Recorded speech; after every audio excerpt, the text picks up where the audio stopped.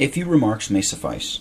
The very names of the New Testament feast in ancient times, koinonia, the communion, which may be said to be scriptural, 1 Corinthians 10 verse 16, and synaxis, the gathering together, taken in connection, suggest the mode of observance already stated from the sacred records.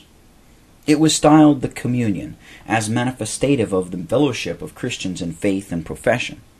Synaxis was a term first used, according to some, to denote the Christian congregations and distinguish them from the Jewish synagogues in speaking about them. It came soon after to be appropriated to the supper, which was styled the synaxis, by way of eminence. And why? Unless because in it some peculiar gathering together took place. If it still was in some places, as it had been at first, an ordinance of sacred convocation, as the word means, the name once attached to it, though but in these places, would soon become common. Pliny's letter to Trajan had been appealed to as an evidence that the sacrament was dispensed every first day of the week.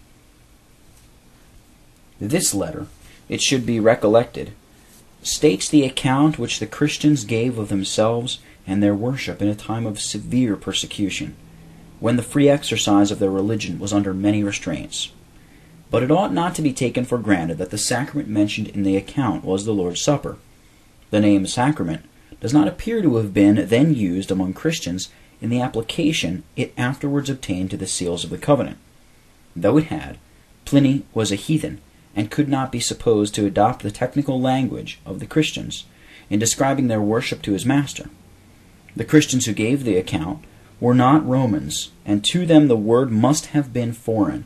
His letter is a Latin translation of their account. Sacramentum was with the Romans, the name for their military oath, because among that warlike people the administration of it was a rite of their religion, a sacred ordinance. In process of time it came to signify an oath of any kind, and it is evidently used by Pliny in this general sense. They bind themselves, sacramento, in an oath. The Lord's Supper neither implies nor exacts nor imposes an oath. The words of the letter are rather descriptive of a species of covenanting.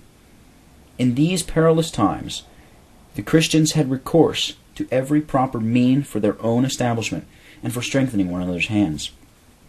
Compelled to meet secretly, or as they could get opportunity, they were wont to engage in some vow to abide faithful and avoid the pollutions of the world, pledging themselves to one another to stand firm as an host valiant for the truth, and confirming the engagement with an oath. This transaction being mentioned to Pliny as a part of their worship, and being also somewhat similar to a military oath, he might style it sacramentum. And here a footnote. In confirmation of this, we may appeal to the summary of the letter given by Tertullian in his apologetic caption 2. Epithets early began to be applied to the supper, and designations to be used, which, though attended with no bad consequences at first, were very improper, and afterwards gave rise to gross errors and dreadful abuses. It was denominated the sacrifice of the altar. Very untenable language and unguarded expressions frequently occur in the Fathers. Syrian speaks of Jesus carrying or holding himself in his own hands. At the time of institution, Augustine, of our taking the body of Christ into our mouths and having our tongues imbued with his blood. These and similar modes of speaking might be owing to great respect for the ordinance, but if they did not suggest the idea of transubstantiation, they have tended to cherish it. We must not judge from every expression of the sentiments of our fathers, and neither must we from every notice or allusion reason to the general plan of observance, or form schemes of the universal practice in primitive times. If respect for the ordinance occasioned extravagant commendations and descriptions, it might also produce extravagancies in practice, neither the one nor the other of which are to be our rule or direction. The using the creed after the manner of the Mason word and signs, or of the symbola by which the heathen gained admittance to their mysteries, King's History of the Creed, Chapter 1. The mystery that was in fact attached to the supper, the missa, or dismission of the catechumens, and of such as were not in membership, ere it was not dispensed. These and other things of a similar nature might be specified as instances of rectitude and propriety. Antiquity had long been acknowledged to be no infallible test. It may be said antiquity is appealed to, not in point of authority, but in proof of facts. The very confession admits that deviations from the apostolic plan of sacred observance, as well as erroneous views, might exist in the earliest ages of Christianity. How then shall the practice of primitive times, be a true and faithful index of what existed in the days of the apostles, of what they ordained and meant to be perpetuated in the church? And if it is not appealed to in this light, what end, clear of proposing authoritative example at least, can be served by the proof of facts?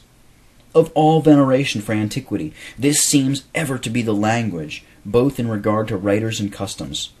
Art thou greater than our father Jacob, who gave us this well, and drank thereof himself, his children, and his cattle?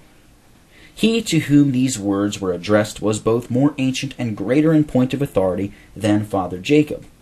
And the nature of divine institutions, declarative of their design, that design again requiring a certain mode of observance, the principles on which the apostles proceeded, the plan according to which they evidently labored to model the church, whether in regard to government or worship, all these are also both more ancient and of greater authority than any practices in what is called the primitive age.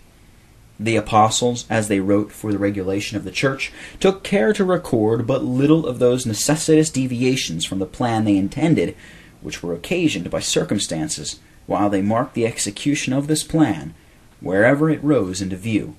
Ancient historians and fathers had other ends in writing. They often detail peculiarities solely owing to circumstances, and pretend to trace these back to the apostolic age. On their details, instead of marking and delineating the apostolic pattern itself, later historians, and ecclesiastical writers build schemes of original constitution of the church. These historians may themselves be skeptical as to church government and observances, but their readers too often embrace the schemes they have fabricated, and hold them up as models to which the church ought to be conformed. It is probable the Christians of the 2nd and 3rd centuries might commit this very mistake themselves, engrossed with the idea of the spiritual utility of the supper, and finding that the erection of the church it has been dispensed in the same place frequently, and in single congregations, without the communion of others, yet not attending to the reason, in the circumstantial independency of many congregations when first planted, and overlooking the grand end of the ordinance relative to the visible church, they might give into the plans of weekly and of daily communicating. Number 3. The doctrine of the first reformers, particularly of Calvin, and the practice of the church in their days, has been appealed to. With Calvin we most certainly agree that the custom of mere annual communicating by whosoever introduced is a most evident contrivance of the devil. But when he adds, every week at least the table of the Lord should have been covered for the Christian assemblies, we have already assigned sufficient reasons for stating our dissent from his views. The Reformed have learned, and from Calvin too, in verbe jurare nullis magistri, to call no man master on earth, if in some instances they have been charged with being more Calvinistic than Calvin himself, or with pushing his views farther than it is alleged he intended. There are others in which they have exculpated themselves and freely dissented from his opinion. That Calvin did not consider weekly communicating as the only plan for the Christian church, and something required by the nature of the ordinance, is evident from the connection in which the passages quoted are found.